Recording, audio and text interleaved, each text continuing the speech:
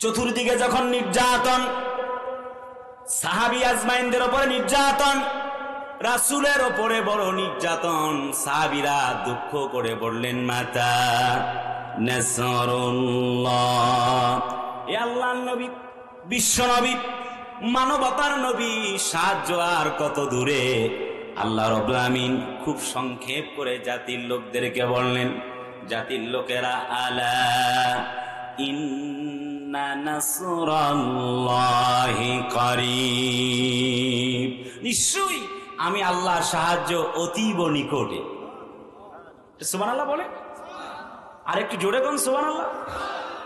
তার মানে ব্যাপার হলো, কোরআনে আল্লাহ অন্য জায়গায় বলেন, ওয়ালা তাহিনু ওয়ালা তাহজানু ওয়া আনতুমুল আ'লাউনা ইন কুনতুম মুমিনিন, তোমরা ভয় পেও না, একটুকু চিন্তিত হও না, হতাশ হও না, যদি তোমরা মুমিন হও তোমরাই বিজয় লাভ করবে। কারণ আল্লাহ পাক বলেন মুমিনদের জন্য কি কথা আছে কোরআনে, আল্লাহ পাক সেটাও বলেন, ওয়া কানা হাক্কান আলাইনা নাসরুল মুমিনিন। বান্দা যখন মুমিন হিসেবে ঘোষণা প্রদান করে, তখন বান্দাদেরকে সাহায্য করা আমি আল্লাহর জন্য ওয়াজিব হয়ে যায়। আমার কলিজার টুকরা ভাইয়ারা, তার মানে কোরআনের বক্তব্য হলো, জাতির লোকদেরকে আল্লাহ পাক বলছেন যদি তোমরা মুমিন হও। আজকের পৃথিবীতে কোরআন তাদের জন্য কি বলছে, ওয়া নুনাজ্জিলু মিনাল কুরআনি মা হুয়া শিফাউন ওয়া রাহমাতুল লিল মুমিনিন ওয়া লা ইয়াজিদুয যালিমিনা ইল্লা খাসারা। জোরে কোন আল্লাহু আকবার। আল্লাহ তাআলা বলেন, এই কোরআন মুমিনদের জন্য শেফাত, এই কোরআনটা সমাজের জন্য শেফাত, এই কোরআনটা ব্যক্তি জীবনে শেফাত, কোরআনটা মানুষের জীবনের জন্য শেফাত, এই কোরআনটা মানুষদের তামাম পৃথিবীর দেশের সমাজের রাষ্ট্রের জন্য শেফাত। জিজ্ঞেস করতে চাই বেনাপুরবাসী, বলেন তো দেখি এই কোরআন কি আওয়ামী লীগের? আরে ভাই এখনো কিছু বলি নাই, আজ আমাকে তো কিছু হক কথা বলতেই হবে। আপনার কথা বলেন না কেন, ঠিক কি না? কারণ বাঁচলে ওয়াজ করুন, না বাঁচলে দেখা হবে আল্লাহর জান্নাতে। আজ আমাকে কোরআন থেকে কিছু হক কথা বলতেই হবে। এই কোরআন কি আওয়ামী লীগের? না, আওয়াজ মাত্র তো মুশকিল ব্যাপার। এই কোরআন কি আওয়ামী লীগের? কোরআন কি বিএনপির? কোরআন কি জামাত ইসলামী? যখন মসজিদে সবাই প্রবেশ করলাম, আওয়ামী লীগের ভাইয়েরা বলে না কোরআন হচ্ছে আওয়ামী লীগের ভাইয়েরা বলে না, বেটা মসজিদের সামনের কাতারে আমি থাকবো, তুমি পেছনের কাতারে যাও।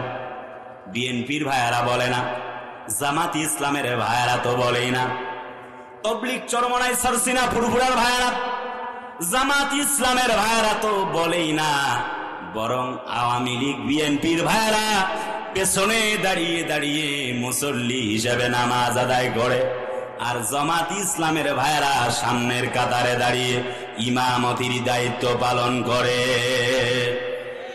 और मैं पाक भी अल्लाह भी कुरान भी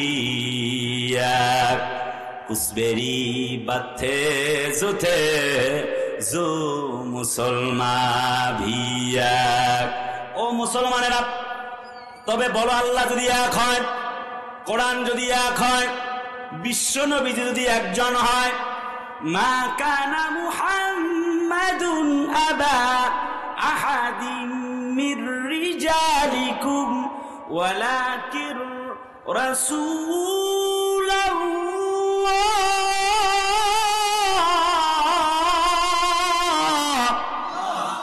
জোরে কন্না আল্লাহু আকবার। কোরআন যদি এক হয়, হযরত বিশ্ব নবীজি যদি একজন হয়, আল্লাহু ইলাহুনা আল্লাহ যদি একজন হয়, কোরআন যদি এক হয়, দ্বীনুনা ইসলাম ইসলাম যদি একটা হয়, তাহলে ঘোষণা করো আমাদের দলের নামও হবে একটাই, যার নাম হবে ইন্নাদ-দীনা ইনদাল্লাহিল ইসলাম। তবে ঘোষণা করো আমাদের দলের নাম হবে একটাই, তার নাম হবে ইসলাম। আরে কথা বলে না, চিল্লায় বলে না, ঠিক কিনা? আমরা যদি আজ, আল্লাহ পাক বলছেন আম হাসিবতুম আন তাদখুলুল জান্নাহ, তোমরা কি মনে করছো শুধু কলমা উচ্চারণ করলেই, কলমা পড়লেই জান্নাতে যাবা? আল্লাহ বলে না, খালাউ মিন কাবলিকুম, তোমাদের পূর্ববর্তীগণকে আমি আল্লাহ পাক পরীক্ষা নিয়েছি। মাসাদহুমুদ দাররা ওয়াল বা'সা, আমি তাদেরকে কষ্ট দিয়েছি, ক্লেশ দিয়েছি, তারা পরীক্ষা দিয়েছে। নির্যাতনের স্টিমরুলা সহ্য করার পরে তাদেরকে আমি আল্লাহ পাক ইমানদার হিসেবে সার্টিফিকেট দিয়েছি। আরে কথা বলে না, ঠিক না? আমার ভাইরা, আলোচনা এক্ষণে গভীরে চলে যাচ্ছি। তার মানে ব্যাপার হলো, তাম পৃথিবীতে আমরা মুসলমানেরা এক হতে পারি নাই। নবীজি সর্বপ্রথম দাওয়াত দিলেন কোরআনের যখন চতুর্দিক থেকে বাধা শুরু হয়ে গেল, তখন কোরআনে কারিমে আল্লাহ বলছেন ইয়া আইয়ুহার রাসূলু বাল্লিগ মা উনজিলা ইলাইকা মির রাব্বিক। জোরে কোন আল্লাহু আকবার। একটু সময় দেন, অনেক কথা আছে, একটু বলবো ইনশাআল্লাহ। কলিজার টুকরা আপনজনেরা, মূল কথা শুরু করে দিলাম। আমার দয়ার নবীজি যখন কোরআনে কারিমের তাবলীগ করছেন, দাওয়াত দিচ্ছেন, চতুর্দিক থেকে নির্যাতন চলে, আল্লাহ পাক সূরা মায়েদার 67 নম্বর আয়াতে কারিমা নাজিল করে আবার বললেন, হাবিব ও নবীজি, আবার দাওয়াত আপনি বাড়ায় দেন। নবীজি বললেন, আবু বকর তোমার সঙ্গে আমার কিছু কথা আছে। আবু বকর বলেন, ইয়া রাসূলুল্লাহি, কি কথা বলতে চান বলেন।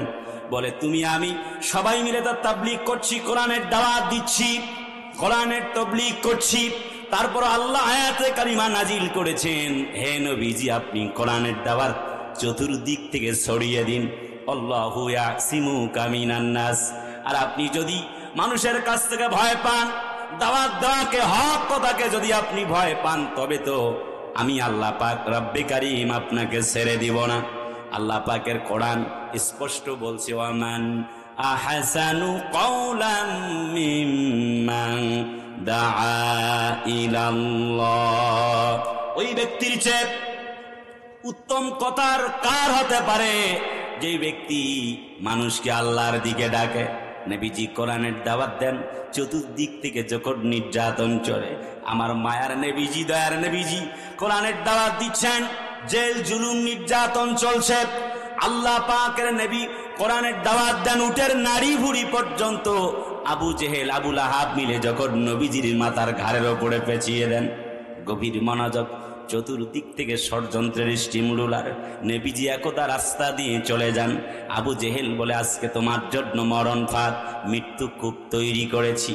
একটি মৃত্যু কূপ তৈরি করেছেন বেচারা আবু জেহেল। আমার দয়ার নবীজি চতুর্দিক থেকে যখন নির্যাতন, কাফের বেঈমানেরা পাথর মারতে মারতে যখন নবীজি মৃত্যুর কূপে পড়ে গেল, পরিস্থিতি এমন হয়ে গেল, এক সপ্তাহ পরে চাচা আমিরে হামজা হরিণ শিকার করার জন্য যখন জঙ্গলার দিকে চলে যায়, যাইতে যাইতে যাইতে যাইতে চিৎকারের আওয়াজ শুনতে পান। কে গো, কে তোমরা কান্নাকাটি করছো? তিনি দেখতে পাচ্ছেন বনের হরিণী পর্যন্ত কান্দে, চোখের পানি ফেলায়া কান্দে। তিনি ধনুকগুড়ি তাক করেছেন, তিনি যাচ্ছিলেন হরিণ শিকার করবার জন্যে। কিন্তু পরিস্থিতি এমন হয়ে গেল, হরিণ শিকার করবেন কি? হরিণকে দেখেই তিনি হতভম্ব হয়ে গেল। হরিণের চোখ বেয়ে বেয়ে যখন পানি পড়ছে, আল্লাহ নবী কিছুক্ষণের মধ্যে পাশে তিনি দেখতে পাচ্ছেন নবীর চাচা আমিরে হামজা ওই কূপের মৃত্যু কূপের থেকে কে যেন রব্বি হাবলি উম্মতি বলে চিৎকার মেরে মেরে কান্দে। নবীজি নিজের জন্য কান্দে না, চাচা আমির হামজা যখন এমন আওয়াজ শুনতে পেলেন, বনের হরিণী যেন কান্নাকাটি করছে, আকাশ বাতাস যেন ভারী হয়ে গেছে। আমার ভাইয়ারা, কোন যেন এক শূন্য আওয়াজ থেকে এমনটি প্রলম্বিত হয়ে গেল, আওয়াজে যেন আকাশ বাতাস ভারী হয়ে যাচ্ছে। বলা হচ্ছে, আমরা জীবন দিতে পারি, নবীর দরবার ছেড়ে যেতে পারি না। চাচা আমির হামজা রাসূলুল্লাহকে মৃত্যুকূপ থেকে তুললেন, বাড়ির দিকে নিয়ে চলে গেলেন, সেবা করতে লাগলেন। আমার দয়ার নবীজি ইসলামের জন্য, কোরআনের জন্য, আল্লাহর এই বিধান এই জমিনে প্রচার করবার জন্য নবীজি যখন কোরআনের দাওয়াত দিয়েছিলেন, ইকরা বিসমি রাব্বিকাল্লাযী খালাক, নবীজি যখন কোরআনের দাওয়াত দেন, recite the holy Quran in every single day, চতুর্দিক থেকে নির্যাতন। আমির হামজা চাচা যখন তাকে এইরকম কূপ থেকে তুলে নিয়ে বাড়িতে পানি ঢাললেন, ডাক্তার আনলেন, চিকিৎসার ব্যবস্থা করলেন, চতুর্দিক থেকে নবীজি জিজ্ঞেস করবার চেষ্টা করছেন, বলো কি তোমার ইচ্ছা আকাঙ্ক্ষা? হযরত নবীজি কোনো কথা বলেন না। চাচা আমিরে হামজা দেরি করলেন না, চলে গেলেন আবু জেহেলের কামরায়। চলে যাবার পরে চতুর্দিক থেকে দেখা যায় শত শত মানুষ আবু জেহেলকে ঘিরে আছে। আবু জেহেল রঙ্গমঞ্চ করছে, ডান্স করছে, গান বাজনার আরশ তৈরি করেছে, যাতে করে মোহাম্মদকে আমরা তো মেরে এসেছি মৃত্যুকূপে, মোহাম্মদকে তো আমরা ঢেকে ফেলে দিয়ে এসেছি, সে তো আর এই পৃথিবীর মাঝে আসতে পারবে না। কোরআনে আল্লাহ পাক সেটাও বলছেন, ওয়াকালাল্লাযীনা কাফারু লা তাসমাউ লিহাযাল কুরআনি ওয়ালগাউ ফীহি লাআল্লাকুম তাগলিবুন। তারা চায় মুহাম্মদ কোরআন যেন বলতে না পারে, কোরআনের তাফসীর যেন করতে না পারে, সেজন্য চতুর্দিক থেকে বাধা দেয়। আবু জেহেল যখন তার কামরায় চার নিজস্ব লোকদেরকে নিয়ে যখন বসে আছেন, আমিরে হামজা নবীজির চাচা চলে গেলেন ফোন করে, হাতের মধ্যে তীর ধনুক, যাবার পরে তীর ধনুকটা উল্টা পিঠে এমন একটা বাড়ি মেরেছেন, ইসলামের সবচেয়ে বড় শত্রু কাফের আবু জেহেলের মাথাটা ফেটে ফিনকি দিয়ে রক্ত বের হতে চলেছে। চতুর্দিক থেকে সৈন্য সামন্তরা খেপে গেল, বলল এক্ষণে আমির হামজাকে আমরা শেষ করে দিব। কিন্তু নবীর চাচা আবু জেহেল বলল না, আর তোমরা সামনের দিকে পা বাড়ায় না, এই মুহূর্তে এতগুলি সৈন্যবাহিনী তোমরা ঠেকাতে পারোনি। আমার তো এই মুহূর্তে মনে হয়েছে আব্দুল্লাহর বেটা মুহাম্মদের আল্লাহ আমার ভাই আমির হামজাকে সহযোগিতা করেছে। চিল্লায় কন্যা সুবহানাল্লাহ। ওয়া মাকারু ওয়া মাকারাল্লাহ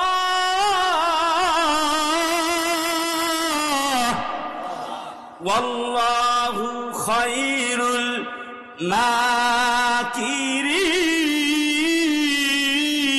মাকিরিন। আল্লাহ বলে তোমরা ষড়যন্ত্র করেছো, আর আমি আল্লাহ পাক কৌশল করেছি। আমার কলিজার টুকরা ভাইয়ারা, এমনি করে মাথাটা যখন ফাটিয়ে দিয়ে তিনি আবার ব্যাক করে চলে আসেন, আবু জেহেল বলে তাকে তোমরা আক্রমণ করতে যেও না, আক্রমণ করতে গেলে তোমাদের কল্লাও থাকবে না। যুগে যুগে बातिल से दबने वाले आया से मान नहीं हम, सब्र कर झुका है तू इम्तिहा हमारा। আবহমান কাল থেকে বাতিল শক্তি আবু জেহেলের গোষ্ঠী চেয়েছিল ইসলামকে, কোরআনকে এই পৃথিবীর জমিনে বাস্তবায়িত হতে দেবে না। আরে কথা বলেন না কেন, ঠিক কিনা? কিন্তু আল্লাহ কয় আল্লাহু মুতিম্মু নূরিহি ওয়ালাউ কারিহাল কাফিরুন। আমি আল্লাহ চাই আমার আলোকে উদ্ভাসিত করবই। আমার ভাইরা গভীর মানাজাত, এবার যখন আমিরে হামজা তাকে একটি পেটনি দেবার পর বাড়ির মধ্যে চলে আসেন, আল্লাহ বলে দেখো আবু জেহেলকে এই পৃথিবীর সবচেয়ে ইসলামের বড় শত্রুটাকে আমি আল্লাহ পাক এবারে দমায় দিব। আল্লাহর খেলাটা একটুখানি শুনবার প্রয়োজন। আমি বলতেছিলাম আব্দুল্লাহ ইবনে মাসউদের কথা, এই জায়গায় আবার চলে আসব। যখন বদরের প্রান্তরে যুদ্ধ শুরু হয়ে গেল, যুদ্ধ হবার পরে আবু জেহেলের লাশটা যখন একদিকে পড়ে আছে, কল্লাটা কেটে ফেলেছিলেন আব্দুর রহমান ইবনে আউফ, মাজ আর মুআব্বাজের সহযোগিতায় যখন তাকে হত্যা করা হয়, লাশটা পড়ে আছে। কল্লাটা নিয়ে আব্দুল্লাহ ইবনে মাসউদ রাসূলুল্লাহর কাছে জমা দিবেন, কিন্তু কল্লাটাকে তুলতে পারেন না। একটা কানের মধ্যে, ডান কানের মধ্যে রশি লাগিয়েছেন, ডান কানের রশি লাগায় টানেন কিন্তু আসে না। ডান কানের মধ্যে একটা রড যখন গরম করে ঢুকায়া দিলেন, রশি লাগায়া টানলেন, কিছুটা আসে, তখন পর্যন্ত আসে না। একটু গভীর মোনাজাত, তখন পর্যন্ত যখন আসে না, আব্দুল্লাহ ইবনে মাসউদ রাদিয়াল্লাহু তাআলা আনহু বাম কানের মধ্যে একটা লোহা রড গরম করে ঢুকায়া দিলেন, কানের পর্দাটা ফেটে গেল, এবার রশি লাগালেন, তারপরে টানলেন, রশিটা এবার চলে এলো। এই কাহিনী বলবার পেছনে একটুখানি ছোট্ট, একটু পেছনে ফিরে যাবার প্রয়োজন। যখন সূরা আর রহমান নাজিল হয়ে গিয়েছিল কোরআনের বিধান প্রতিষ্ঠা করবার জন্য, নবীজি বলেছিলেন, কে গো তোমরা একটা বার উচ্চারণ করে পড়তে পারবে? আব্দুল্লাহ ইবনে মাসউদ বলেছিলেন, আমি পড়তে পারবো গো নবীজি। দয়ার নবীজি বললেন, তেলাওয়াত করো। আব্দুল্লাহ ইবনে মাসউদ বলে, মরুময় প্রান্তরের পাহাড়ের উপরে দাঁড়িয়ে, চূড়ায় দাঁড়িয়ে আমি তেলাওয়াত করব। পাহাড়ের চূড়ায় দাঁড়িয়ে যখন তেলাওয়াত করতেছিলেন, পাহাড়ের নিচে নামানোর পরে আবু জেহেল তার কানের একটা পর্দা ফাটিয়ে দিয়েছিলেন। আল্লাহ যেন বলে, বদরের প্রান্তরে আবু জেহেল ইসলামের দুশমনটাকে যখন হত্যা করা হলো, হত্যা করবার পরে আব্দুল্লাহ ইবনে মাসউদের হাতের মাধ্যমে রশি লাগায়া দুটি কান, একটা কান নয়, আল্লাহ বলে একটা কান যখন তুমি রড লাগিয়ে দিয়েছো, তখন পর্যন্ত একটা কল্লা তুমি সরাতে পারো নাই। আমি প্রমাণ করতে চেয়েছি ইসলামের জন্য আব্দুল্লাহ ইবনে মাসউদের একটা কান ফাটিয়ে দিয়েছিল, আমি আল্লাহ দুইটা কান তার ফাটিয়ে দিয়ে প্রমাণ করতে চাইলাম, ইসলামের বিরুদ্ধে বাড়াবাড়ি করো না, লড়ো না, তাহলে কিন্তু ফলাফল ভালো হবে না। পরিস্থিতি এমন হবে, আজ তোমার চাকা ওপরে আছে বলে 10 বছর 15 বছর তুমি সব দিক থেকে আসো, তোমার চাকা ওপরে আছে বলে যা ইচ্ছা তাই করবা। একজন এমপির মৃত্যুতে গোটা জাতির লোকেরা দেখেছে, রানিং সে ক্ষমতায়, তারপরও লাশ হয়ে এখন পর্যন্ত কবরে যেতে পারলো না, লাশটা পর্যন্ত 80 টুকরা টুকরা হয়েছে। আরে কথা বলে না কেন, ঠিক কিনা? 15-20 বছর ক্ষমতায় থাকার পরও একজন ব্যক্তির পরিস্থিতি যদি এমন হয়, আল্লাহ এখান থেকে শিক্ষা দিতে চায়, তোমার চাকা ওপরে আছে বলে যা ইচ্ছা তাই করবা, তা হবে না। সময় একদিন এমন আসবে, ইন্দুরের গর্ত পাবা না পালাবার জন্যে। আমার ভাইরা, হযরত আব্দুল্লাহ ইবনে মাসউদ তার দুটি কান ফেটে দিয়েছিলেন, ঠিক তো? আরে কথা বলে না, ঠিক তো? আল্লাহ জানে বলতে চান, ও এমপি সাহেব, আমি একজন ব্যক্তির মৃত্যুতে কুৎসনা করছি না, বরং তিনি মৃত্যুবরণ করেছেন, জান্নাত কামনা করছি। আল্লাহ তাকে জান্নাতের সর্বোচ্চ মাকাম দান করুক এমপি সাহেবকে। কিন্তু আমার বক্তব্য হলো, as you so Yuri কামাতা Dinu তোমা তুদান, যেমন কর্ম তেমন ফল। আজ তোমরা নির্যাতনের স্টিম রুলার যখনই তোমরা চালাচ্ছ, আজ থেকে কিছুদিন পরে নির্যাতনের স্টিম রুলার খাওয়ার জন্য অপেক্ষায় থাকা লাগবে। আল্লাহ যেন প্রমাণ করতে চান, সোহানের দুটি চোখ তুলে ফেলা হয়েছে। আল্লাহ পাক বলে, আমি তাকে 80 টুকরা টুকরা করে জাতির লোকদেরকে শিক্ষণীয় বিষয়টাকে গ্রহণ করবার জন্য শিক্ষণীয় বিষয় তুলে ধরলাম। ওয়া মাকারু ওয়া মাকারাল্লাহ আল্লাহু খায়রুল মাকিরিন। ও কলিজার টুকরা বেনাপোলবাসী, তার মানে আমি যে কথা বলতে চেয়েছিলাম, চতুর্দিক থেকে নির্যাতন। এমনি করে আবার যখন এই মৃত্যুকূপ থেকে রাসূলুল্লাহ ঘরে চলে এলেন, তায়েফের ময়দানে রাসূলুল্লাহর উপরে নির্যাতন, এমনি করে রাসূলুল্লাহর বিরুদ্ধে ষড়যন্ত্র চলছে। একটা পর্যায়ে একটা গর্ত বানানো হলো। আবু জেহেল একটি গর্ত বানালেন, এমন করে কওমের লোকদেরকে বললেন, তোমরা একটুকু টেনশন করো না, এই তো আবু জেহেল আসবে, এই কূপের মধ্যে সে পড়ে যাবে, একটি বড় গর্ত করেছি। কিন্তু দেখা গেল বেশ কিছু সময় যাবার পরে, আল্লাহর লীলা খেলা তো বোঝা বড় দায়, আল্লাহ ওই জায়গাটাকে মিশিয়ে দিয়েছেন। যখন দেখা গেল, আল্লাহ নবীজিকে বললেন, সিরাত বিশ্বকোষ গ্রন্থে এসেছে, নবীজিকে বললেন তুমি পথ পরিবর্তন করো। নবীজি পথ পরিবর্তন করে কাবায় চলে গেলেন। আর আবু জেহেল ওই গর্তের উপর দিয়ে যাচ্ছিলেন, তিনি মনে করছিলেন আমি তো চিহ্ন দিয়ে রেখেছি, আর চিহ্ন খুঁজে পেলেন না। এর মধ্যে তিনি গর্তের ভেতরে পড়ে গেলেন। ওই সমাজের যতগুলি রশি ছিল, যতগুলি খেজুর গাছ ছিল, মই ছিল, সবগুলি নামায় দেওয়া হচ্ছে। আবু জেহেলকে খুঁজে পাওয়া যাচ্ছে না, সে উঠতে পারছে না। এই তো রশি ধরবে ধরবে বাপ, সিরাত বিশ্বকোষ গ্রন্থের ভেতরে পড়লাম, কোনোভাবে সে উঠতে পারতেছে না। পরিস্থিতি এমন হয়ে গেল, আল্লাহ নবীকে সংবাদ দেওয়া হলো, নবীজি চলে এলেন। এবার নবীজি বললেন, ওঠো এবার। আবু জেহেল বলে, তখন তিনি নাকের থ্যান তিনি কান্না শুরু করলেন, বললেন, আব্দুল্লাহর বেটা মুহাম্মদ, কলিজার টুকরা ভাতিজারে, তোমাকে আমি বড্ড ভালোবাসি। এই যে আমাকে মৃত্যুর খাল থেকে তুমি আমাকে উঠাও, এই গর্ত থেকে উঠালে পরে গোসল করে কলমা পড়ে মুসলমান হয়ে যাব। কি মিথ্যা কথা বলল! আজকের পৃথিবীতেও অনেক মানুষ মিথ্যা কথা সাজিয়ে গুছিয়ে বলে। আরেক কথা বলে না কেন, ঠিক কিনা আমার ভাইয়েরা? পরিস্থিতি এমন হয়ে গেল, আল্লাহর নবীজি, মায়ের নবীজি, দয়ার নবীজি তাকে তুললেন। উঠবার পরে এবার আবু জেহেল বলছে, ভাতিজা মোহাম্মদ, তুমি এত বড় জাদুকর, আমি তো আগে বুঝতে পারি নাই। চিল্লায় কন্যা নাউজুবিল্লাহ। আল্লাহ বলে, একটু অপেক্ষা করো, ইসলামের বড় দুশমনগুলিকে আমি আল্লাহ পাক ছাড় দিয়েছি, ছেড়ে দেই নাই। আরে কথা বলে না কেন, ঠিক কিনা? একটু গভীর মনোযোগ দিলে তা বোঝা যাবে। হযরত নবীজির বিরুদ্ধে তাই ষড়যন্ত্র হয়েছে, আল্লাহর নবীজির বিরুদ্ধে ষড়যন্ত্র হয়ে গেল। কোরআনে কারীম বলছে, ওয়া ইয ইয়ামকুরু বিকাল্লাযীনা কাফারু লিয়ুসবিতুকা আও ইয়াকতুলুকা আও ইউখরিজুকা ওয়া ইয়ামকুরুনা ওয়া ইয়ামকুরুল্লাহ। জোরে করেন আল্লাহু আকবার। তিনটি ষড়যন্ত্র হলো। এক, জেলে বন্দি করো। আমাদের একটা কোরআনের পাখি ছিল, ওই কোরআনের পাখিটা কুহু কুহু করে কি সুন্দর করে চমৎকার করে কোরআনের গান গাইত, কিন্তু ওই পাখিটাকে গান গাইতে দেওয়া হলো না। কোরআনের পাখিটা হাসি মাখা মুখ নিয়ে হসপিটালের বেডে ঢুকে গেল, আর মৃত্যু দেহ, নিথর দেহ বের হয়ে গেল। ভেতরের কি অবস্থা সে বিষয়ে আমি কোনো কমেন্টস করতে চাইব না। কলিজার টুকরা ভাইয়ারা আমার, আমি যেই কথাটা বলতে চাই সেটা হলো, ইসলামের জন্যে, কোরআনের জন্যে অসংখ্য ইসলামাবিদ, কোরআনওয়ালা, ইসলামওয়ালারা জীবন দিয়ে চলে গেছেন। একটি মুহূর্তের জন্যে আল্লাহ ছাড়া কারোর কাছে মাথা নত করে নাই। এই ইসলামের জন্য, এই কোরআনের জন্য শহীদ শহীদ আল্লাহর কত সকল বান্দারা পৃথিবীর দেশে দেশে ইসলামওয়ালারা, কোরআনওয়ালারা জীবন দিয়েছে।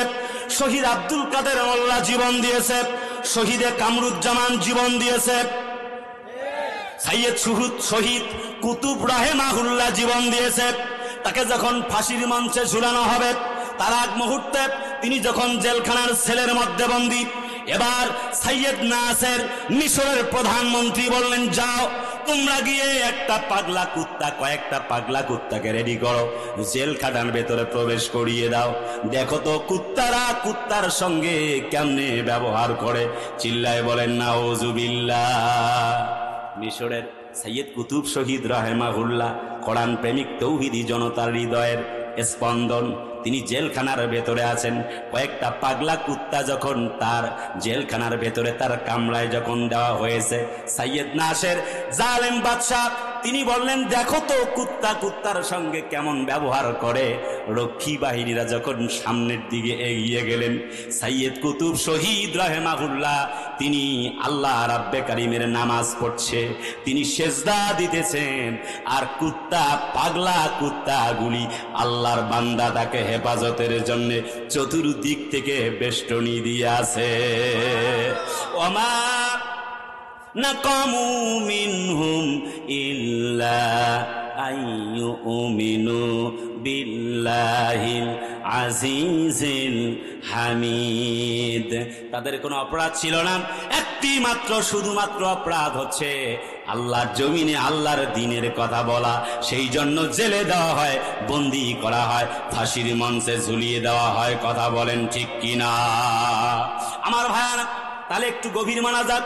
ওই যে ভারতের মাটিতে বাবরি মসজিদ ভেঙে তছনছ করা দেওয়া হয়েছে, কালেমার পতাকা নামায়া মিনার ভেঙে যখন গেরুয়া পতাকা তোলা হয়, তখন মুসলমানদের কলিজায় আগুন লাগে।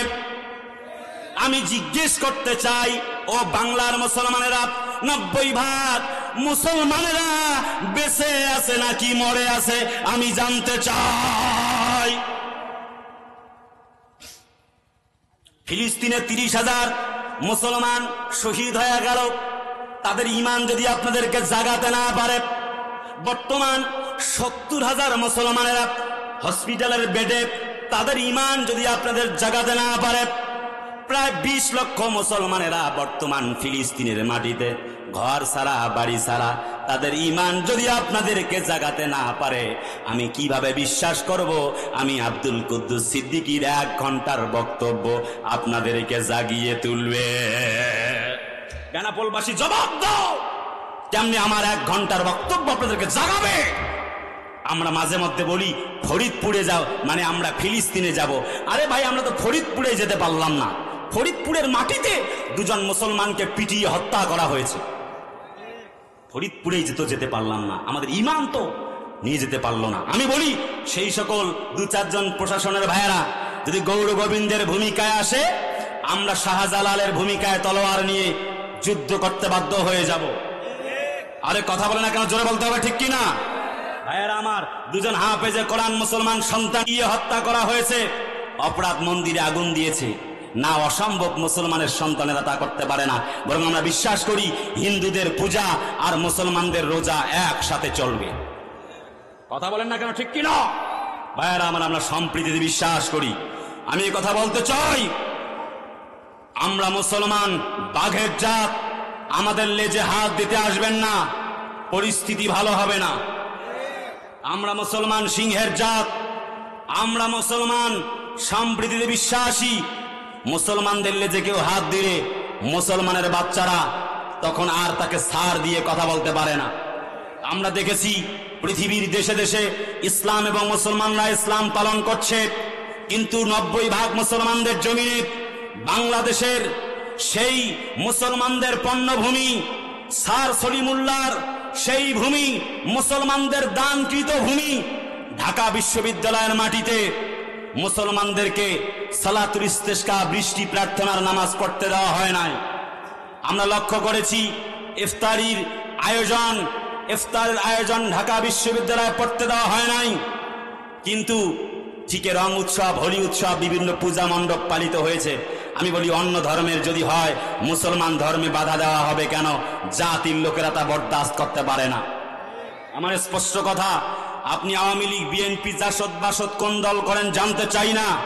একটি কথা দায়িত্বহীন ভাষায় স্পষ্ট করে বলছি, এটা শাহজালালের বাংলাদেশ, শাহপরানের বাংলাদেশ, শাহ মাকদুমের বাংলাদেশ, কারামাত আলী জনপুরীর বাংলাদেশ, এটা খানজাহান আলীর বাংলাদেশ, এটা হচ্ছে রবীন্দ্রনাথ ঠাকুরের বাংলাদেশ নয়, এটা কবি নজরুল ইসলামের বাংলাদেশ, এটা গৌর গোবিন্দের বাংলাদেশ নয়, এটা আল্লামা শাহ আহমদ শফির বাংলাদেশ, এটা নরেন্দ্র মোদীর বাংলাদেশ নয়, এটা আল্লামা সাইদির বাংলাদেশ।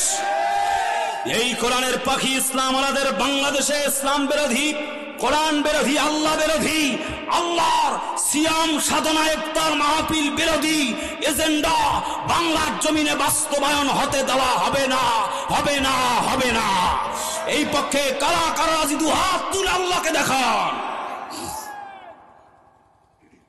একটা যুবক নাই তাকবীর দেওয়ার? লিল্লাহে তাকবীর, লিল্লাহে তাকবীর। আফগানে লৌহ ঝরে শত ভাইয়ের, বাংলায় বুকের কলিজা ছিঁড়ে কত মায়ের, কাশ্মীরে লাঞ্ছিত বোনের আঁচল, কাশ্মীরে লাঞ্ছিত বোনের আঁচল, সে কথা কি অন্তরে দাগ কাটে না? পাষাণ দিলে তোর একটু কি মায়া জাগে না? স্বজাতির হাহাকারে বাতাস কাঁদে, অন্তরে তবু কি ব্যথার প্রলেপ পড়ে না? অন্তরে ব্যথার প্রলেপ পড়ে না। লিল্লাহে তাকবীর। আমার ভাইয়ারা, তারপরে যখন চতুর্দিক থেকে নির্যাতন চলে, আমার দয়ার নবীজি, মায়ের নবীজি, কলিজার টুকরা নবীজি অস্থির হয়ে গেলেন। চতুর্দিক থেকে নির্যাতনের স্টিম রোলার চলে। নবীজির প্রায় 3টা বছর যখন কেটে যায়, 1 জন 2 জন 3 জন নয়, মোট 53 জন মিলে রাসূলুল্লাহকে যখন বন্দী কারাগারে রাখা হলো, 7 জন মহিলা, 2 জন ছোট্ট ছোট্ট বাচ্চা। 1 দিন 2 দিন 3 দিন 10 দিন 15 দিন চলে যায়, মায়ার নবীজি দয়ার নবীজির বাথরুম পর্যন্ত হয় না। 7 জন নারী কাঁধে, 2টি ছোট বাচ্চা মা মা বলে চিৎকার করছে, আম্মু আমাকে একটু দুধ খাওয়াও। পরিবেশটা এমন হয়ে গেল, আমার মা বোনরাও এখানে আসছেন, তারা জানেন সন্তানের মায়া, একটা সন্তান জন্মদানের কি কষ্ট। 7টা সন্তান যখন চিৎকার মেরে মেরে মা বাবা বলে কান্দে, একটু পানি দাও, একটু খাবার দাও, একটু দুধ খাওয়াও মা। চতুর্দিক থেকে 7 জন মা মিলে চিৎকার করে করে মুখের থুগুলি এক জায়গায় করছে, এক জায়গায় করে আল্লাহ নবীজির সঙ্গে থাকা জেল কাটায় 2 জন ছোট্ট বাচ্চার 2 জনকে বাঁচাবার জন্য চেষ্টা চালায়। চতুর্দিক থেকে যখন নির্যাতন চলছে, হিশাম ইবনে আমর চলে এলো। গভীর রাত, মনটা তার খারাপ, 84 বছর বয়স। আবু জেহেলের হলো ডান হাত। তিনি বললেন, আব্দুল্লাহর বেটা মুহাম্মদকে হত্যা করব, নিজ হাতে তো হত্যা করতে হবে। আমি তো হলাম আবু জেহেলের 1 নাম্বার উপদেষ্টা, এটা কেমনে করে সম্ভব হয়? ওয়া ইন্নাকা লাআলা খুলুকিন আযীম। এত কষ্ট করে আল্লাহ পাক কি চমৎকার একজন ব্যক্তিকে তামাম পৃথিবীবাসীকে পাঠিয়েছেন। এত চমৎকার করে কষ্ট করে কোরআনের দাওয়াত দেন আল্লাহর বান্দা, টাকা চায় না, পয়সা চায় না, এমন একজন ব্যক্তিকে হত্যা করব তা তো হতে পারে না। আবু উমাইয়া তিনি বললেন, গভীর রাত 1টার দিকে তিনি রওনা করলেন হিশাম ইবনে আমরের বাড়িতে। আমি তো চাই মুহাম্মদকে বাঁচানোর জন্যে, কারণ আমার একটা ছোট্ট শিশু বাচ্চা আছে, সে চিৎকার করে করে কান্দে আর বলে, আব্বু তোমার কি মনে নাই মুহাম্মদ তো তোমার দুধ ভাই। এদিক থেকে আমার দাদি তো কান্না করছে। আবু উমাইয়ার মা চিৎকার মেরে মেরে কান্দে, রে আবু উমাইয়া যা রে বাবা যা, মুহাম্মদকে যদি হত্যা করিস রে বাবা, আমি কথা দিলাম তোকে আর কোনোদিন আমার লাশটা পর্যন্ত কান্দে নিতে দেব না। কিছুক্ষণের মধ্যে হিশাম ইবনে আমর এবং আবু উমাইয়া মিলে, গভীর রাত, তখন রাত বাজে 2:30, চলে গেলেন। সেই সময় আনুমানিক তাফসিরে ফি জিলালিল কোরআনে আসছে, 2 জনে মিলে চলে গেলেন মুতিম ইবনে আদির বাড়িতে। তৎকালীন যুগের একজন প্রভাবশালী নেতা, আবু জেহেলের ছিল সে দালাল, চতুর্দিক থেকে ইনকামের একটি স্রোত ছিল। আর মুতিম ইবনে আদি এবার চিৎকার মেরে মেরে বলছে, গভীর রাত, 2 জন নেতা কেন আমার বাড়িতে? বলে, আমরা মুহাম্মদের মুক্তির জন্য আসছি, কিভাবে মুহাম্মদকে বাঁচানো যায় সেই জন্য। এবার মুতিম ইবনে আদি বলেন, আমারও তো একই প্রশ্ন, যখন আমার একটা সন্তান জন্মগ্রহণ করে, জন্মগ্রহণের 15 দিনের মাথায় মুহাম্মদ সাল্লাল্লাহু আলাইহি একদিন রাস্তা দিয়ে চলে যায়, আমার সন্তানটা কথা বলে না। মুহাম্মদ একটু থুতু মুবারক যখন মুখের মধ্যে লাগায় দেয়, আমার সন্তান তো কথা বলে। সেদিন থেকে আমার সন্তান আজ বড় হয়ে গেল, 3টা বছর নবীজি জেলখানায়। আমার সন্তানটা ডুকরে ডুকরে কান্দে আর বলে, আব্বু, আব্দুল্লাহর বেটা মুহাম্মদকে যদি হত্যা করো, আর কোনোদিন তোমাকে আমি আব্বু বলে ডাকবো না গো বাবা, তুমি যাও, আমার কাছ থেকে দূর হয়ে যাও। কিছুক্ষণের মধ্যে দেখে ঘরের দরজায় কারান আসছে। বুখতারি ইবনে হিশাম, তৎকালীন যুগের অর্থমন্ত্রী, আসবার পরে সালাম করলেন, বললেন, আমি এসেছি। বুখতারি ইবনে হিশাম তিনি হলেন আবু জেহেলের বোন জামাই, তৎকালীন অর্থমন্ত্রী। তিনি বললেন, শোনো হিশাম ইবনে আমর, একটা কাজের জন্য আসছি, আমি আসছি, আজ আমি ফেরত যাব না। মুহাম্মদকে হত্যা করবার রাত পোহালে আমি সে রায় তোমাদের মানি না, চাবি জমা দেওয়ার জন্য আসছি, তা না হলে আমি আবু জেহেলের কাছে এক্ষণে চলে যাব। তারা বলে, আর যাবার প্রয়োজন নাই, চলো একটুখানি প্রশংসা করি। মুহাম্মদ নিয়ে কথা বলতে লাগলেন, তারা একে অপরে কথা বলতে লাগলেন। এবার বুখতারি ইবনে হিশাম বলে, আমি তো ছোট্টবেলা থেকে একটা রোগে ভুগতেছিলাম, মুহাম্মদ 1 পেয়ালা দুধ যখন পড়ে দিয়েছিলেন, তা খেয়ে চিরদিনের জন্য আমার রোগ ভালো হয়ে যায়। আব্দুল্লাহর বেটা মুহাম্মদ আমাদের হাতে হত্যা হবে, আমি কখনো তা মানতে পারি না। চিল্লায় কন্যা সুবহানাল্লাহ। রাখি আল্লাহ মারেকে কিছুক্ষণের মধ্যে জাইমা ইবনে আসওয়াদ তৎকালীন যুগের পররাষ্ট্রমন্ত্রী চলে এলো। তিনি বললেন, আমি স্বপ্নের মধ্যে দেখতে পেলাম মোহাম্মদ আব্দুল্লাহর বেটা আমার কাছাকাছি এসে আমাকে জড়ায়া ধরলেন। বিশ্বাস না হয় এখন পর্যন্ত আমার কাপড়টা তোমরা নাকটা লাগিয়ে দিয়ে তোমরা একটু দেখতে পারো, আব্দুল্লাহর বেটা মোহাম্মদের এখন পর্যন্ত ঘ্রাণ আমার জামায় লাগা আছে। আর দেরি করতে চাই না, সমস্ত মন্ত্রণালয়ে দায়িত্ব এখানে ইস্তফা দিয়ে গেলাম। আব্দুল্লাহর বেটা মোহাম্মদকে হত্যা করা হলে আমি জাইমা ইবনে আসওয়াদটা মানতে পারি না। পাঁচজনে মিলে একটা দাবি দাওয়া তুললেন। আবু জেহেল বাধ্য হয়ে গেল। গভীর রাত, সব কথা লম্বা করা যায় না, একটু গভীর মনোযোগ ভাইয়ারা আমার। হযরত নবীজিকে জেলখানার থেকে তারা মুক্ত করলেন। নবীজি আমার জেলের জীবন থেকে যখন বের হয়ে গেলেন তখনও বললেন, আলা লাহুল খালকু ওয়াল আমরু তাবারাকাল্লাহু রাব্বুল আলামিন। জমিন যার, আইন চলবে তার। আজকের পৃথিবীতে আমাদের আল্লামা মামুনুল হক সাহেবকে আটকানো হয়েছিল। আমাদের মামুনুল হক সাহেব বের হয়ে একটাই বক্তব্য দিচ্ছে, জমিন যার, আইন চলবে তার। আরে কথা বলেন না কেন, জোরে বলেন ঠিক কিনা। বন্ধু আমির হামজা সাহেব জেলখানার থেকে বের হয়ে এখন যেন মনে হয়েছে আমির হামজার ইমান আগের থেকে আল্লাহ পাক শত সহস্র গুণ বাড়িয়ে দিয়েছে। জাতির লোকেরা প্রমাণ করে দিয়েছে। সাতক্ষীরার একজন অধ্যক্ষ আব্দুল খালেক স্যার, তিনি প্রমাণ করে দিয়েছেন বৃদ্ধ বেলায় আমাকে গরু রশি লাগায়া টেনে টেনে জেলখানা থেকে কোর্টের বারান্দায় নেওয়া হলো। আমি প্রমাণ করে দিয়ে গেলাম, জাতির লোকেরা জেল খাটলাম, জীবন দিলাম, একটি মুহূর্তের জন্য ইসলাম ছাড়া, আল্লাহ ছাড়া আর পৃথিবীর কারোর কাছে মাথা নত করতে পারি না। হাজরতে নবীর সাহাবী উরওয়া ইবনে জুবায়ের একজন অন্ধ মানুষ জীবন দিয়েছেন, আল্লাহ ছাড়া কারোর কাছে মাথা নত করে নাই। আল্লাহ বলছেন, হাসিবান নাসু আইয়ুতরাকু আইয়াকুলু আমান্না ওয়া হুম লা ইফতানুন। তোমরা কি মনে করছো শুধুমাত্র কলমা পড়লে আল্লাহর জান্নাতে চলে যাবে? না, এখন পর্যন্ত তোমাদেরকে পরীক্ষা করা হয় নাই কি আল্লাহর জান্নাতি। ও আমিনান নাসি মাইয়াকুলু আমান্না বিল্লাহি ওয়া বিল ইয়াউমিল আখিরি ওয়া মা হুম বিমুমিনিন। তারা বলে আমরা ঈমানদার, কিন্তু আল্লাহ বলে তারা ঈমানদার না। একটুখানি লক্ষ্য করবার প্রয়োজন। অনেক বড় বড় হুজুর আছে হেলিকপ্টারে চড়ে, কিন্তু যখন দেখা যায় আল্লাহর বাবরি ঘর মসজিদ ভেঙে ফেলা হয় তখন একটা কথাও মুখ দিয়া বলে না। কথা বলে না কেন?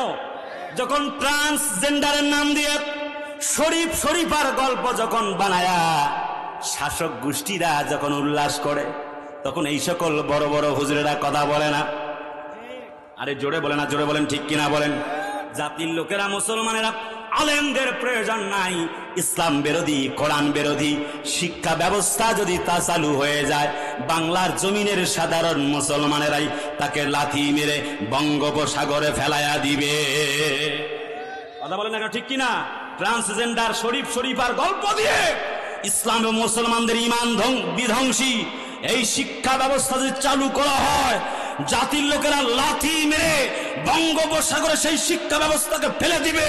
জাতির লোকেরা কোরআন বিরোধী শিক্ষা ব্যবস্থাকে বরদাস্ত করবে না, করবে না, করবে না। কথা বলতে হবে ঠিক কিনা? অনেক আলেমরা এখনো তার প্রতিবাদ করে না। সেই জন্যে কবি একটা গান লিখেছেন, একটি গজল, খুব মনোযোগ। তুমি মেসওয়াক করার ফজিলত তো জানো, খাওয়ার শেষে মিষ্টি মুখের হাদিসটাও মানো। জোরে বলা লাগবে, জোরে বলা ঠিক কিনা? তুমি মেসওয়াক করার ফজিলত তো জানো, খাওয়ার শেষে মিষ্টি মুখের হাদিসটাও মানো। শুধু হক কথাটা উচ্চ স্বরে বলতে পারো না, অন্যায় দেখে বারুদ হয়ে জ্বলতে পারো না। শুধু হক কথাটা উচ্চ স্বরে বলতে পারো না, অন্যায় দেখে বারুদ হয়ে জ্বলতে পারো না। কেমন মুসলমান তুমি একটু ভাবো না, কেমন তোমার ঈমান একটু বলো না। কেমন মুসলমান তুমি একটু ভাবো না, কেমন তোমার ঈমান একটু বলো না। ঠিক কিনা? তুমি যে কালিমার দাওয়াত দিলে বুকে চেনাই তুলে, দেখো সেই কালিমার দাওয়াত দিয়ে সাইদি সাহেব জেলে। এখন তো কোরআনওয়ালা, সেই কোরআনের পাখিটা কোরআনওয়ালার কাছে চলে গেছে। তুমি যে কোরআনের ওয়াজ করলে হাদিয়াত হোফা মিলে, দেখো সেই কোরআনের ব্যাখ্যা লিখে কেউ ফাঁসিতে ঝোলে। তুমি দুনিয়ার মোহে জীবনের মায়া ছাড়তে পারো না, প্রভুর রাহে প্রাণ বিলিয়ে দিতে জানো না। কেমন মুসলমান তুমি একটু ভাবো না, কেমন তোমার ঈমান একটু বলো না। কেমন মুসলমান তুমি একটু ভাবো না, কেমন তোমার ঈমান একটু বলো না। লিল্লাহে তাকবীর। ভাইরা আমার, হযরত নবীজি জেলের জীবন থেকে বের হলেন একটি মুহূর্তের জন্য, আল্লাহ ছাড়া কারোর কাছে মাথা নত করে নাই। নবীজির সাহাবীরা জীবন দিচ্ছে। হযরত আম্মার ইবনে ইয়াসারকে ধরে দুদিক থেকে দুটি খুঁটির সঙ্গে দুটি ঘোড়া বেঁধে রেখে, দুটি পায়ের সঙ্গে বেঁধে রেখে বলছে কালিমা সারবা। হযরত আম্মার ইবনে ইয়াসার বলে না, কখনো নয়। দুটি ঘোড়া দুদিক থেকে হাঁকিয়ে দেওয়া হলো, দুটি ঘোড়া দুদিক থেকে চলে গেল, ফাইরা দুদিক থেকে চৌচিরি হয়ে গেল। হযরত আম্মার ইবনে ইয়াসার জায়গায় শহীদ হয়ে গেল। একটি মুহূর্তের জন্য আল্লাহ ছাড়া কারোর কাছে মাথা নত করে নাই। বলতেছিলাম, আমার দয়ার নবীজি, প্রাণের নবীজি যখন দাওয়াত দিতেছিলেন, চতুর্দিক থেকে আবু জেহেল, উতবা, সায়বা, মুগিরার গোষ্ঠীরা শত্রুতা করতেছিল। একটু খুব গভীর মনোযোগ, একটা গুরুত্বপূর্ণ পয়েন্টে এবার চলে গেছি। আমার নবীজির বিরুদ্ধে যখন ষড়যন্ত্র কমা যায় না, একটু খুব মনোযোগ দিয়ে শোনা লাগবে।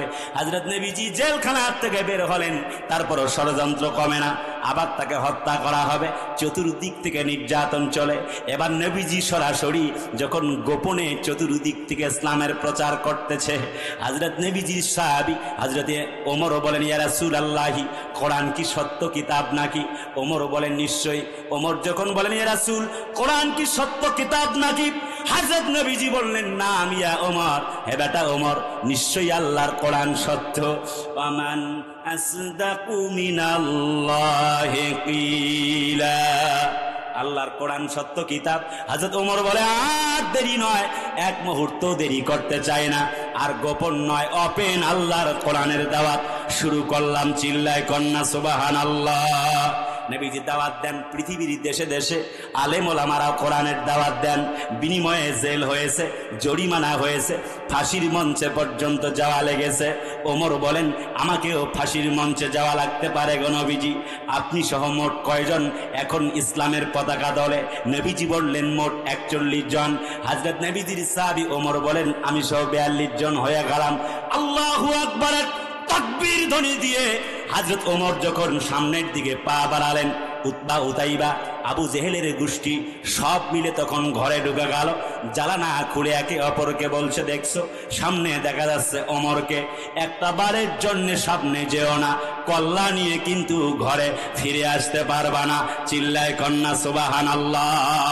আজও যদি হযরত ওমরের মতো কয়েকটা সৈনিক থাকতো, তাহলে বেনজিরের মতো ভাইজানেরা মাথা চারা দেওয়ার সাহস পেত না। কথা বলে না রে ভাই, জোরে বলা লাগবে, ঠিক কিনা? আমার দয়াল নবীজি কোরআনের দাওয়াত দিচ্ছে, মনে আছে?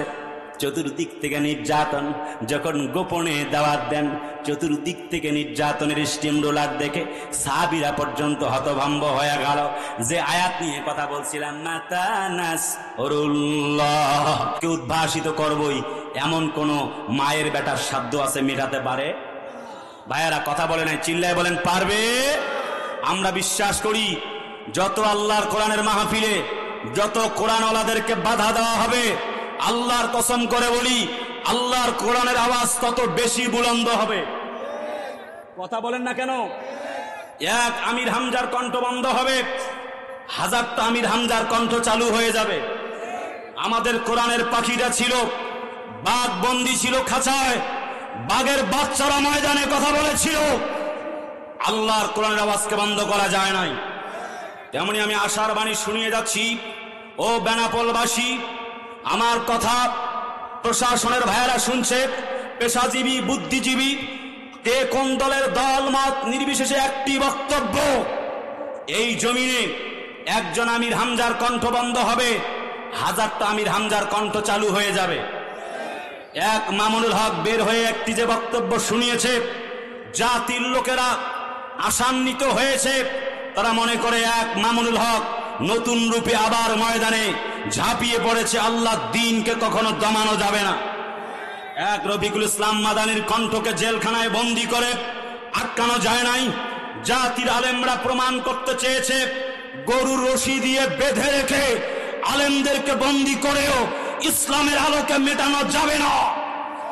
বরং একজন আলেমকে বন্দী করা হলে 100 আলেমের তৈরি হয়ে যাবে, 100 আলেমের কণ্ঠ বন্ধ হয়ে গেলে 1000 আলেম তৈরি হয়ে যাবে, 1000 আলেমের কণ্ঠ বন্ধ হয়ে গেলে 1 লক্ষ আলেম তৈরি হয়ে যাবে। এক সাইদি, এক আজহারি, এক ডাক্তার জাকির নায়েক, এক হামজা, এক মামুনুল হককে বন্ধ করলেই আল্লাহ কোরআনের আওয়াজ বন্ধ হয়ে যাবে না, যাবে না, যাবে না। এই পক্ষ কারা কারা নিতে চান দু হাত তুলে আল্লাহকে দেখান। লিল্লাহে তাকবীর, লিল্লাহে তাকবীর। বিদায় বিদায় প্রিয় কোরআনের পাখি, কত প্রতিকূল কত বন্ধুর পথ, হেঁটে হেঁটে কোরআনের করে খেদমত, করেছেন আল্লাহর দিকে ডাকা ডাকি, করেছেন আল্লাহর দিকে ডাকা ডাকি।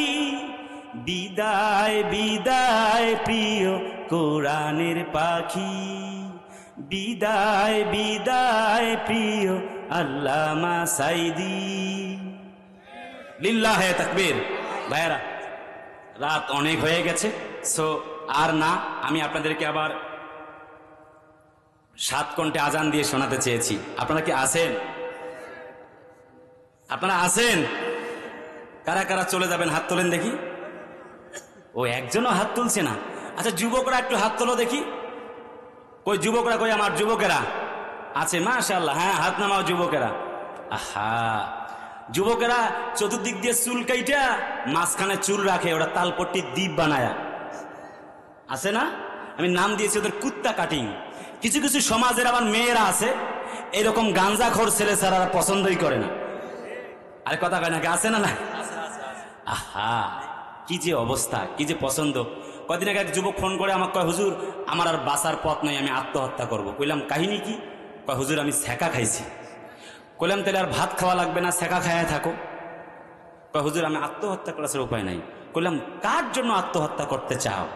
পৃথিবীতে হচ্ছে স্বার্থের খেলা। তোমার টাকা থাকলে ওই বেটি বলবে আই লাভ ইউ, তোমার টাকা নাই তোমাকে বলবে আই হেট ইউ। অতএব সাবধান যুবক, সময় বড় চালাক, সময়টা বরফের ন্যায় চলে যাচ্ছে। লোভ দেখিয়েছে যৌবনের। মামা যুবক হইলে হয় একবার কাপায় লাইবা। দেখেন না R15 FZ6 গাড়ি কি জোরে পিক আপটা মারে যুবক বয়সে। বোর্ড শার্টের বোতাম খুলে দিয়ে মনে করে মুই কি হলু রে।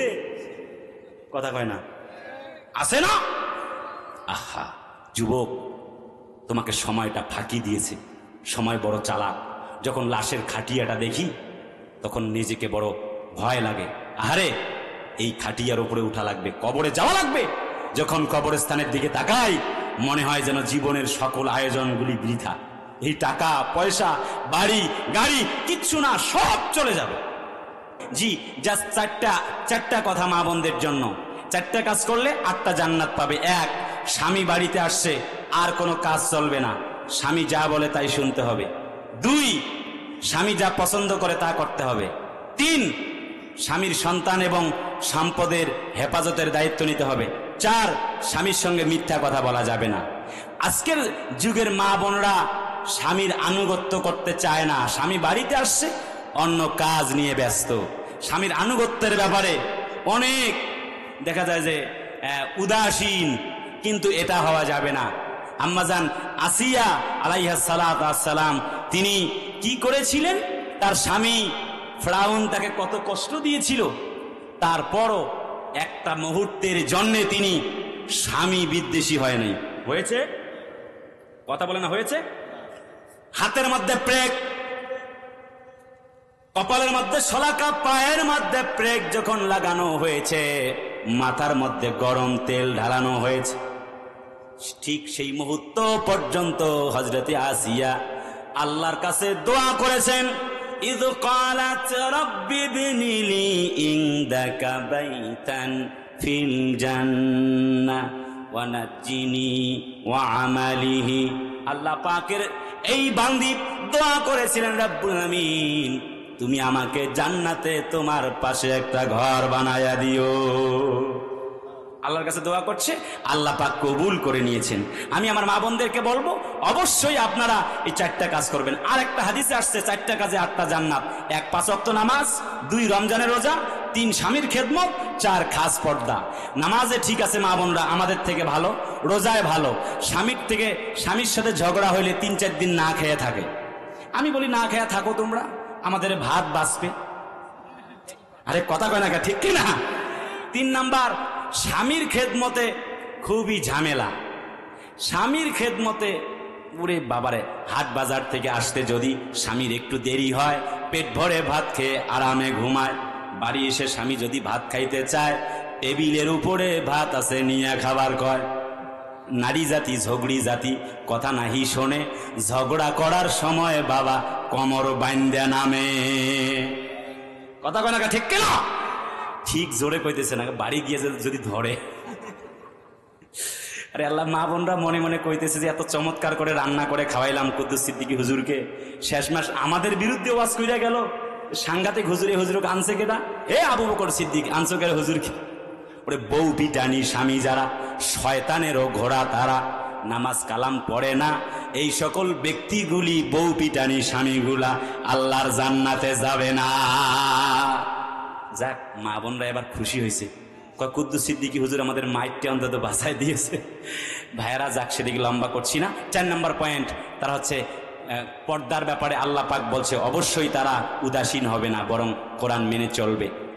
তো দেখা যায় আজকের পৃথিবীতে, আগেরকার যুগে আমাদের দাদি এবং চাচিরা যখন রাস্তা দিয়ে হাঁটতেন, তখন পুরুষ দেখলে মাথায় কাপড় দিত। বর্তমান যুগে পুরুষরা রাস্তা দিয়ে যখন হাঁটে, মনে মনে ভাবে ওই যে সামনে আসতেছে ডাইনি বুড়ি। কথা কয় না, কথা বলেন ঠিক কিনা? এমন সিচুয়েশন আছে আমাদের সমাজে।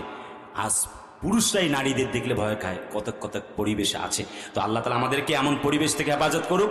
অনেক কথা বলেছি, যতটুকু বলেছি বক্তা শ্রোতা উভয়কে মানার তৌফিক দান করুক। আল্লাহ তাআলা আমাদেরকে মুমিন হিসেবে কবুল করুক। মুনাফিক হিসেবে আব্দুল্লাহ ইবনে উবাই, শেষ যখন মৃত্যু হয়, 2টি ইচ্ছা ছিল। রাসূলুল্লাহর জামা গায়ে দেওয়া হয়েছিল, আর রাসূল যেন তাকে জানাজা দেয়। রাসূলুল্লাহ তার জামা পরিয়ে দিয়ে জানাজার জন্য দাঁড়িয়ে গিয়েছিলেন। ওমর জামা ধরে টানছে।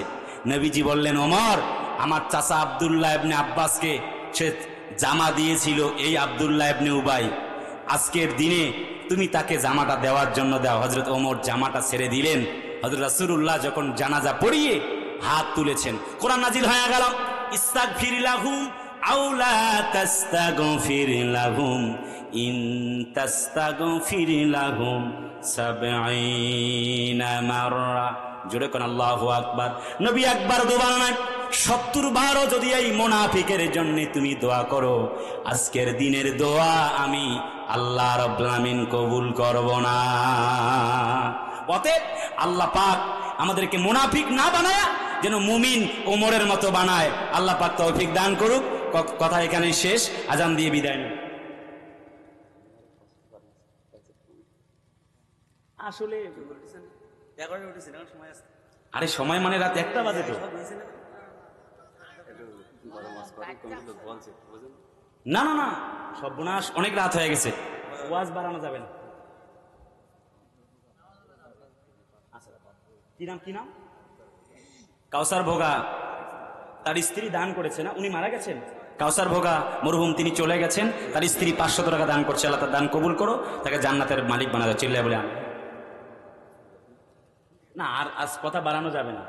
ঠিক আছে, তাহলে একটু আজানটা দেই, যেহেতু তোমরা বলেছো। এতটুকু বলতে চাই, আমরা আব্দুল্লাহ ইবনে উবাইর উত্তরসূরি মুনাফিক হতে চাই না। আরে কথা কন না কে? আমরা আব্দুল্লাহ ইবনে উবাইর উত্তরসূরি হতে চাই না, বরং হযরতে খাত্তাব, ওমর বিন খাত্তাবের মতো ইমানদার মুমিন হতে চাই।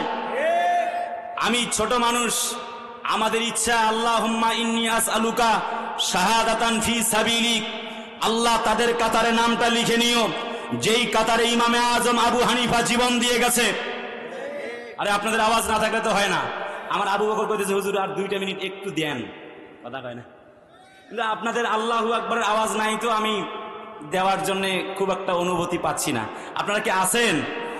এটা তাকবীর দেওয়ার লোক নাই, তো ওয়াজ করে কি করবো? আপনারা আছেন না নয়? আমরা সেই কাতারে নাম লেখাতে চাই যেই কাতারে ইমামে আজম আবু হানিফা জীবন দিয়ে ধুকে ধুকে মরেছেন। আমরা আল্লাহুম্মা ইন্নী আসআলুকা শাহাদাতান ফি সাবিলিক, আমরা সেই কাতারে জীবন দিতে চাই যেই কাতারে সাইয়্যিদ কুতুব শহীদ জীবন দিয়েছেন, আল্লাহ ছাড়া কারোর কাছে মাথা নত করেন নাই। আমরা সেই কাতারে আমাদের নামটা লেখাতে চাই। ইমাম আহমদ ইবনে হাম্বল যেই কাতারে নাম লিখিয়েছেন, আমরা ইমাম শাফি রাহিমাহুল্লাহর কাতারে নাম লেখাতে চাই। আমরা সেই কাতারে নাম লেখাতে চাই। ইমাম সাহেবগণ আল্লাহর জমিনে দেশে দেশে আজ কোরআনের পাখিগণ যেইভাবে আল্লাহর জমিনে কোরআনের খাতায় নামটা লিখিয়েছেন, আমরা সেই খাতায় নাম লেখাতে চাই যেই খাতায় নামটা লিখিয়েছেন জুনাইদ বাবুনগরী। আমরা সেই খাতায় নাম লেখাতে চাই যেই খাতায় নাম লিখিয়েছেন হযরতে ওমর, আবু বকর, হযরতে আলী। আমরা সেই খাতায় নাম লেখাতে চাই যেই খাতায় নাম লিখিয়েছেন হযরতে খাব্বাব, হযরতে খুবাইব। ফাঁসির মঞ্চে ঝুলেছেন, ঈমান দেন নাই, বাতিল শক্তির কাছে মাথা নত করেন নাই।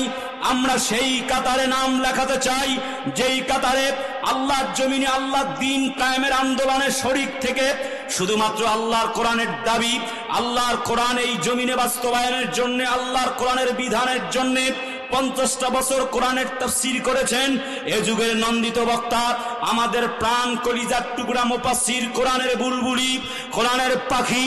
এই ইসলামকে বাস্তবায়নের জন্য তিনি যেই পথে জীবন দিয়ে যাদের সারিতে নাম লিখেছেন কোরআনের পাখি আল্লামা সাঈদী, আমরা সেই কাতারে নাম লেখাতে চাই।